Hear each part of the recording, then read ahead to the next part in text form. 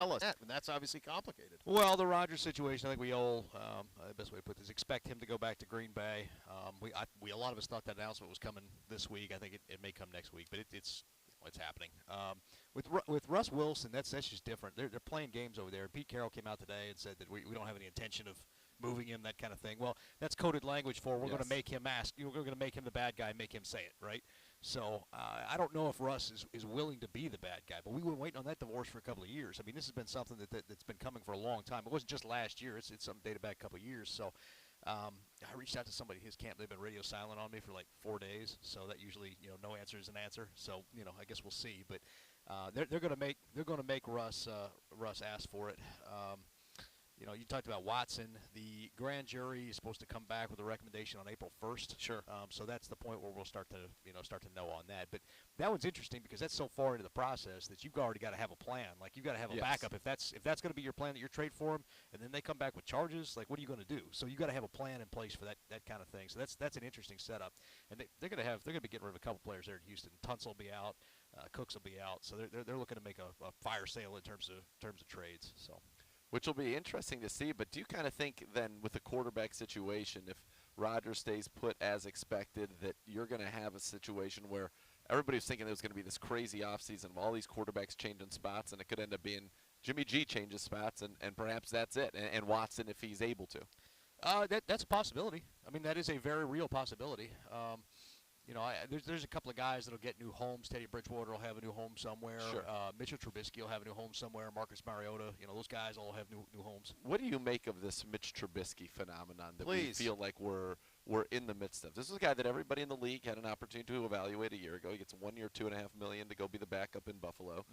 The way they're talking about him is it's almost like it's a PR campaign coming out of Buffalo. And me trying to be the cynic, right, was like maybe they're trying to get a big salary so they can get a good comp pick for him for a guy they just signed for 1 year's $2.5 million. But on the other hand, the buzz around here, if you hear people, I'm hearing more about Mitch Trubisky than I am about this rookie class. What's going on? Well, he's behind the scenes kind of been a hot name since back in January, at least around the league. But so why wasn't he hot last year? Well, I don't know. I mean, like to me, he's Zoolander. He can't go left. So I mean, it's I don't know if that's changed. I don't know if that's changed. Right. Like, you won't throw to the left half of the field, so I don't know if that's changed. I'll say this: the Buffalo situation. I mean, Brian Dable moved on, but there's people behind the scenes. A lot of people behind the scenes that think the new OC there, the former quarterback coach, Ken Dorsey. was the magic. And that he was the guy who helped bring Josh Allen up, that he was the guy who's helped turn around Mitchell Trubisky. And everybody needs to see it. Nobody's seen it. That's right. So, I think somebody will take a chance. Whoever brings him in is going to have another, it'll be a competition. It'll be stacked in his favor, but it'll be a competition in case it doesn't work out. And it could be the Broncos. I mean, it could be Denver. We could see Mitchell Trubisky show up there and maybe work against Drew Lock or a rookie from this class, although I don't think they're on a rookie in this class. But that's, How disappointing would that be? For the Broncos fan base would be incredibly. I mean, if you because it's been like Rodgers, Wilson, Watson, like everybody. Your lineage is John Elway and Peyton Manning, right, and even Jake Plummer in there was pretty good, And then in the last couple of years, you've had just an abysmal rash of quarterback battles. Whether that was Mark Sanchez versus Trevor Siemian, the ghost of Joe Flacco, right? Drew Lock versus Jeff Driscoll, and then Teddy Bridgewater and his passion. By the way, I thought Lock beat him out in camp. I mean, Lock threw more touchdowns and fewer picks. But Teddy got the job. Teddy had a career year, by the way, at 18 total touchdowns. So that new high water mark for Bridgewater there. For Theodore. We love Teddy. I love him as a person. I'm just like, I know what he is. It's Sure. It's one of those things like, if you want Diet Alex Smith, then there you go. That's what it is. Absolutely. Let me ask this from a fantasy standpoint very, very selfishly. I made a lot of investments in Javonte Williams The amount of time that we have talked about Javonte Williams on this show. He's unbelievable. Get Melvin Gordon out of there, Ben. Get him out of there. I'm on camera right now, so I can't talk badly about my neighbor. I like Melvin Gordon as a player, but go flourish somewhere else and let Javonte be the guy we saw the one night that he was the star. What, he was for 177 yards against the Chiefs? Something like that. Melvin went for like $130 on the Chiefs last night. They always run hard on the Chiefs. But it's Javonte needed a little bit of vision work, but he's so strong. He's so powerful. He's just it compensated for this. He did have a high stuff rate, one of the highest stuff rates in the NFL. That's for 0 or negative yardage. But he got better as the season wore on in terms of like seeing that. He just needs to be better situationally running. I talked to Nathaniel Hackett last night. They said they'd love to have Melvin back, but they recognize the economic realities of what's going on here. Give so this guy 300 carries. Let's run for 2,000 yards. You want a Larry Johnson? Yeah, let's go. Just run the short wheels off. shelf life. Let's go. Let's go. Ben, do you anticipate once this Rodgers things happen? We got pretty emphatic out of Arians yesterday. We're not doing anything. We're standing pat. You're not getting Brady. It takes 5 ones. The Watson thing we mentioned, it waits on. Garoppolo's complicated. Could this all be much ado about nothing by the time we're done with it here in a month at the quarterback position? I mean, you just talked about like how few could be changing. Jimmy, I think, is one that's definitely changing, but that's a mortal lock. You'll see some of the other down trace guys move around. Like Tyrod Taylor's going to go. He'll be the backup in San Francisco. I'll just spoil that for everybody now. But he'll go over there and be the guy that's mentoring Trey Lance. I like it. He's followed Anthony Lynn everywhere he's ever been. I mean, it's, Yep. and you look at some of these other minor quarterbacks. We talked about Teddy. If Russ gets moved, I would feel like he would be a perfect replacement for Pete Carroll up there. But the question is, where's Russ going to go? People talk about Philly, but I'll tell you, I know that coaching staff, and they weren't initially sold on Jalen Hurts, but they are now. And so, like, that's one of those, like, I think. So Howie's, you think he's locked in there? I think he's locked in there. I think Howie's the only one that wants Russ, and that's because he wants to make a splash and keep his job and all that kind of stuff. But I think the staff and the ownership there, I think they're on Jalen Hurts. The Philly thing doesn't make sense other than they have a ton of picks. So who else is going to be? Washington? I mean, is Russ really going to go to Washington? Well, he's got no trade Giants? too, right? What about Doesn't the he, Ben? Giants? Doesn't he have no trade? Yeah, no he's trade, so he's he got, controls it. Right, he controls it. He'd mentioned Denver last year as a team he would have gone to. The Giants, he would not have gone there under the previous staff. With this new staff, I imagine he would. They're saying all the right things about Daniel Jones right now, but you know how that is. Sure. Yeah, that's our quarterback. Josh right Rosen. now. Josh Rosen. Right now. Yeah, exactly.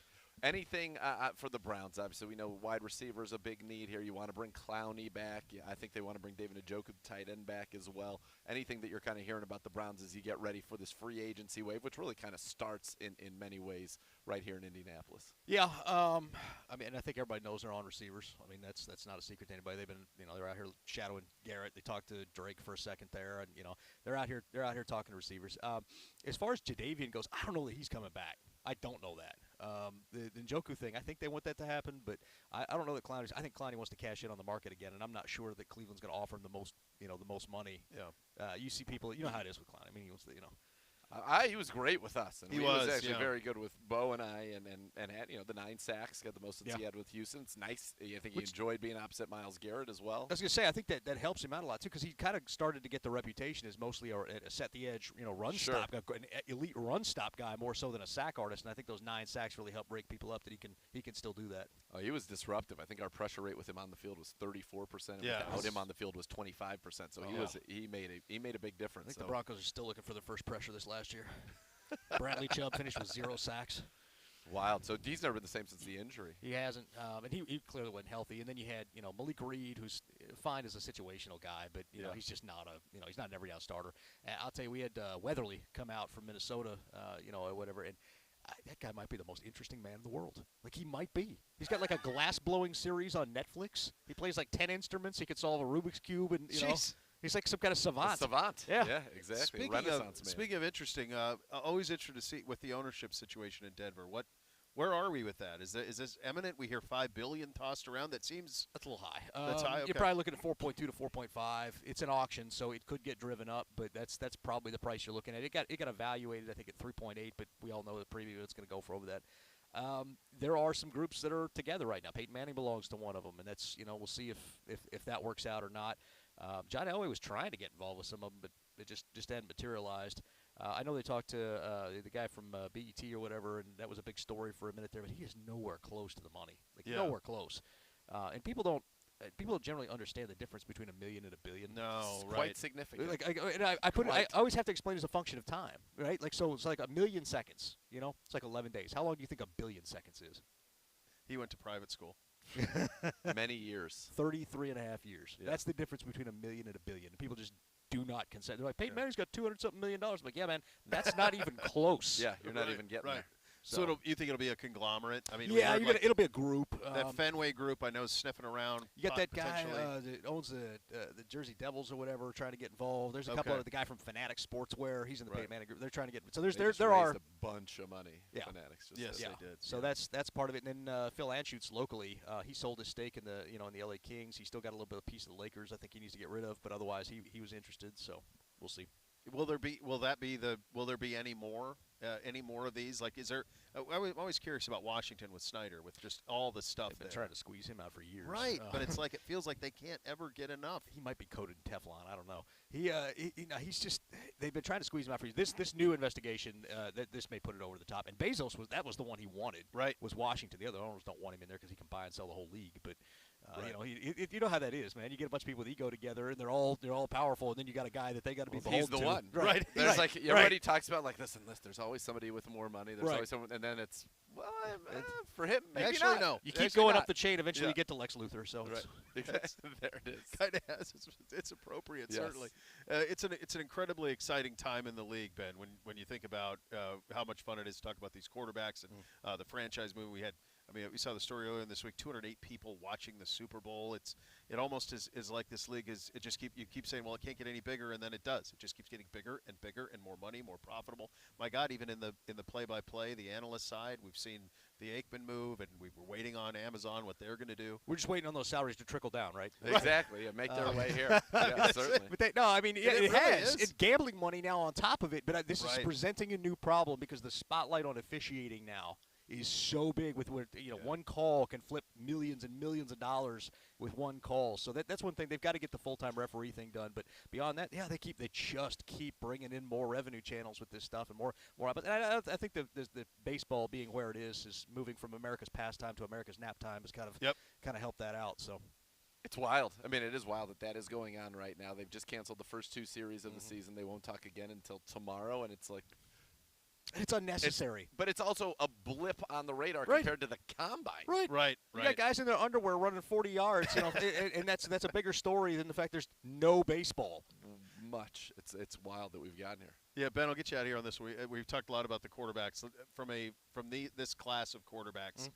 Who's a guy that you think someone's going to talk themselves into this week by the time we get to the end of it? Probably Matt Corral. That's my guy, man. Matt Corral, give me the kid. Wait, hold on. You had the tweet about the Gretzky one, right? Yeah. Give me the guy that beat up Gretzky's kid. So he beat up Gretzky's kid? Well, there's more allegedly? to it than that. Not allegedly. He did. Oh, wow. Wayne Gretzky's kid it's a private school, and Gretzky's kid was being snotty to him about money and kind of insinuating that he was there on scholarship as a poor. And so he eventually took offense to it and cleaned his clock. And then Wayne Gretzky kind of made his life hell, so he had to transfer to Long Beach Poly. So. Wow. I'm Team Matt Corral. Yeah. Let's go. God bless him. Corral. Who's Gretzky to send a kid to Long? I mean, now, Poly's great football. But the worrisome part, though, is that while he was Ole Miss as a freshman, he got another fight on the field as well. Yeah. He was a freshman or sophomore, and but as a player, like you love to see your quarterback going out there and decking a safety for clocking your receiver. Yeah, one of that's he's a scrapper, or it's it's a little volatile. A little too emotional, right. like where you got to ride that line. Yes, So I hope it does because he played in that bowl game. He got hurt in that bowl game. Yep. Everybody knows he shouldn't have played in it, but he did it anyway because it was such a monumental thing for Ole Miss. I hope that his stock goes through the roof. This week. I'd love to see it, or somebody might talk themselves into Kenny Pickett. I mean, when it comes to the handshake, you might have to squeeze your hand down a little bit, but and then Willis. Those are the top 3. So we'll go from it's there. gonna be fun to Always see. a pleasure talking to you. A real treat. No, The thank official you. insiders In the to flesh. Browns all on Daily this side of the Uniforms. table. That's right. It's all over there. It's all over there. Ball's not going going to spike itself. It's There you not. go. No, I need T-shirts. That's right. You do. Someone's got to. The great Ben Albright joining us. All right, Coach Stefanski will be coming up next. You're listening to Cleveland Browns Daily on 850 ESPN Cleveland.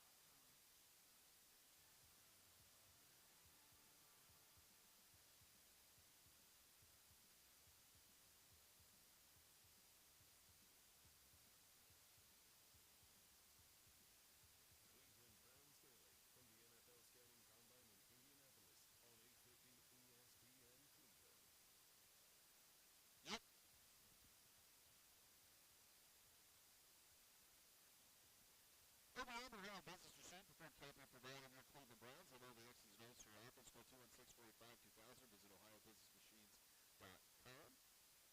A trade on the budget and Albright on. Well, it's pretty sure that's the first time that we've been in the proximity. No, I think it's definitely the first time we've been in the proximity live. Right. Like we've done taped with him before, but I don't know about live. Yeah, about sitting down. Yeah, that was him in the flesh, baby. Oh, right. Tremendous navigation happening around us here. So tight quarters, even though it's a monstrous conventional. Yeah, there is. There's a lot of space that goes unused. We're especially we're vertically on horizontal. There's over there, and that's feels like a wide swath of space. Is it this tall so that they could bring in like what would necessitate this much ceiling? I think you're probably a Ferris wheel would work in here. I think you're also looking at any sort of athletic endeavor. With proper netting, could you play some sort of baseball in here? I mean, perhaps a little league. Some sort of a little league baseball situation you could be playing in here with proper netting. Sure. I was thinking about it from a basketball standpoint. It'd be perfect. Yeah, definitely. You'd want everything you need there. Maybe some volleyball, little youth volleyball. It is a massive space, though. It is a massive space. It really is. So that's what you say. I mean, he was emphatic on Rodgers done to the Packers, so that's done. It's been trending that way for a while. And in fact, I believe that Rodgers didn't make his announcement because Albright had spoiled it yesterday. I wouldn't be surprised in the least. No, it feels like it's very much in play that could be the reason for that.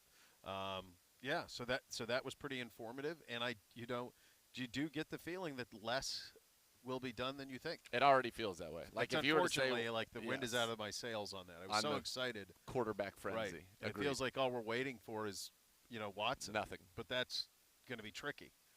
Quite. Because I don't think even by April 1st, I don't know that you're going to have oh my God, that was like Obi-Wan and Skywalker making eye contact. There it is. That's right. Holy cow. M. Roto versus Zegura. Oh man, fine. What were man. those moments Matthew like? Berry, what were those good moments guy. like at the height of your powers from a fantasy standpoint? Did you see a worthy adversary? Did you see? We were always good friends. No, for sure. But I mean, just definitely, from the standpoint of definitely treading in the same waters. But I mean, he was like the top. He was at ESPN. He was getting all the TV time. He was doing great. I mean, so he was Obi-Wan and you were young Skywalker. Yeah. I think that's probably fair. On the ascent. Great guy though, and very generous to the rest of the fantasy community. He's helped out a lot of people. Become much more successful. So kind of the guy who made it an industry, right? In terms of you could profit off of it, and here's how. And the talented Mr. Roto. TM Roto. Yeah, love it. Fantastic. Yeah. TM Roto. I used to really love his baseball. When I used to play rotisserie baseball, he used to do a great baseball. Now he just does football year round. Yeah, which is, I mean, honestly, the majority, and I don't know how it's changed over time, but like when I was in my heyday, it was something like 90+% of the dollars spent on fantasy sports were spent on football. So baseball is more of like a labor of love and a hobby, as opposed to and hoops. Those were they just paled in comparison to the NFL, just as it does in really all respects, right? Ratings, attendance, all of those things. I mean, it's all about the National Football League, and sometimes. What happens is, you thought you were powerful, you thought you had things under control, some of these other sports, and then you were just a bigger, more powerful dragon slayed you. And I feel like that's kind of what's happening right now. Do you have you seen the movie The Big Lebowski? Have you seen that by chance? So is that a real question? It's a story. No. It's a story about this guy who's called the Dude. The Dude. All right, the Dude. And I know he abides. He abides, and he has a small home, and there's a marmot, and there's a big miscommunication. By the way, not allowed in that ain't not allowed, not legal. No, he's got a former Vietnam veteran buddy, also kind of another little hanger-on guy. There's a narrator who's a cowboy. There are actually two Lebowskis. There's Jeff Lebowski and then Jeffrey Lebowski, the millionaire. The millionaire. If you haven't seen it. The other Lebowski. I would recommend it for you. I think you'd like it. It feels like it's in your wheelhouse. Yeah. But at one point, the narrator says, sometimes you get the bar, and sometimes the bar gets you. Well, he eats you. Gotten. I think the bar ate. If we could, I'm going to have to take a picture of this because we had triumphant, victorious Gibby, and now we have sad failure, Gibbe, and it's perfect. That's exactly right. I mean, look at Jeff's looking at him like, you blew it, boy. Look at that look from Jeff. What? Jeff, unbelievable look from the side. Yeah. Gibbe, no Not pictures, pleased. please. Nonplussed. This Oh, is my God. this is. I don't want to say without precedent, but it feels like it. I think Gibbe. I think maybe this is where you need to go over and wrangle. I think wrangling needs to happen. It's a wrangle situation. We're running out of time. I think we just take a break and hope that in those moments, Quick timeout. that Gibbe Quick can timeout, and then wrangle. hopefully Coach Stefanski on the other side of this quick Well, timeout. it is fair to Quick timeout, and then hopefully hopefully quick timeout, and then hopefully Coach Stefanski on the other side. Rebellions of are this quick timeout. built on hope. Cleveland Browns Daily, 850 ESPN Cleveland.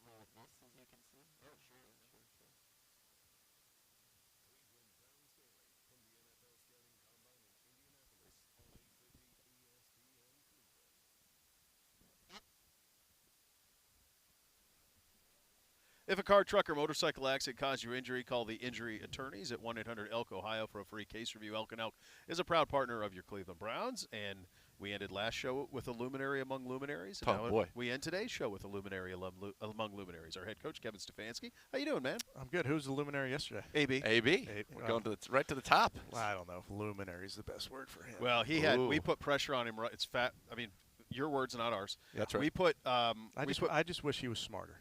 That's all. You know. Yeah. Those Harvard guys. Yeah, and you know, as we pointed out yesterday, he says too much. He gives too much away in these press conferences. It's like, how about a little secrecy here? Let's keep the a little bit close to the buttoned vest. down. Yeah. He's playing poker. That's right. We hit him with a big challenge because Kwesi had just walked through in what was a absurdly cool Vikings quarter zip, like a. Did you see that yesterday? No. It was it was spectacular. And I may then have a AB photo came of it. in and we said, that's a nice partnership there, right there, buddy. So. And we're working on Mellon all the time to where we need to be. On the white. Like it. Coach, this year we actually had a Brad Mellon Excellence Award that we gave out each week. The Pursuit of Perfection. Pursuit of Perfection. Love it. That we gave out every week. So we feel like we're in the right avenues to impress. And We get were what trying needs to be to done. curry favor for what is the most exclusive clothing item in the world, I'd say. Yeah. I've even done things, not for air, obviously. I've tried to help and contribute to the team in my own way. Nay, on Sunday Universe. night. Yeah, well, Nay Universe, you're right. And now there are reports that we want to talk to you about that maybe the exclusivity on this could be decreasing. Yeah. And as a person, we, thanks, felt like maybe, just maybe, and maybe it's hope that we were clinging to. So your listeners know what we're talking about? Oh, yes, yeah. for sure. This has 100%. been documented. Oh, my God, Coach. The reason that the Pursuit of Perfection Award, the Brad Mellon Pursuit of Perfection That's Award right. exists because we're trying to get ourselves maybe to get into that So let me address exclusive this club. once and for all. Okay. Let's just get to the All right, brass very tacks good. here. Okay, all right. There's a lot of that setup. sweatshirt is bestowed, not requested. I know. I've tried to earn it. Okay. We're trying. Now We're there trying. is. I don't know if the word is out yet on. There is going to be something Right. for certain people that I think are going to be excited about it. There's no But- doubt they will. But what I would tell you is pay attention to color, because there are certain ones Oh. that maybe are a little bit more exclusive than others when it comes to color.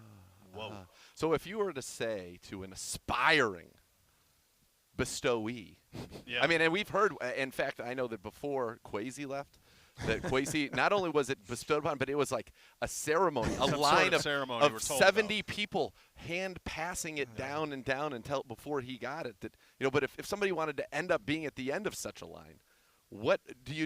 We aspire, we pursue perfection. It's a job well done type thing, you know. Okay. And you got to work in the shadows. You got to work quietly. You know, you got to. That's do hard things. for us with cameras on us to be in the shadows. I'm not afraid of the shadows. Yeah. I would say that, just humbly speaking, that Nathan and I carried the organization through COVID. We did. Truly. I mean, Yeah. by ourselves. Yeah. Yeah. Well, You enjoy this, man? You enjoy getting over here, seeing all of you. I mean, I see the Vikings people here, and seeing all the. This is it's a big community, but it Right. feels small this week. No, I think it's fun for us. You know, missed it last year to get around guys that you coached with. The Vikings obviously being here, but just think about all the guys that leave you and go coach somewhere else. Then you get together. This is really the one moment where you get everybody under one roof, so to speak. So to be able to catch up with them, I think is important. Then this is where you also get to talk ball. So you kind of reach out to some people you trust and say, hey, let's spend some time talking about X, Y, or Z. Because this is really we talk about trying to do these projects and study other teams. Well, as we're studying them, now we want to get in front of those coaches and say, hey, what were you thinking here? And it's information sharing, and you got to be smart about who you ask, not in your division, not in your conference, those type of things typically. But we're just all trying to look for ways to score some points and ways to defend those offenses, which are pretty darn good out there. Yeah. when you go to a combine, what is like one or two things that when you leave here you say, you know what, yep, we accomplished this? I'd say the biggest thing for me is getting in front of the players, and I think not just for me doing that, but also all of our coaches. So as you know, there's formal interviews and informal interviews, as they're called. So you have, I don't know the exact number, call it 45 formal interviews where the player comes into a suite over here at Lucas Oil, and I'm in there, AB's in there, the coordinator's in there, the position coach, and there's a countdown clock on the screen, and it starts at 20 minutes, and it goes down, and you're really trying to figure out what they know about football, how they learn, those type of things. While that's going on, there's also an informal area where all your other coaches, all these scouts, it's like a free-for-all, and it's more informal, hence the name, and you're grabbing guys, and you're trying to spend some time with them doing the same thing. So we're trying to get in front of every single player, and it really, the way to do that, because for our coaches, the main goal we want to walk out of here is say, can this guy learn? Can we give him a game plan on Wednesday morning that he'll know how to contribute on Sunday?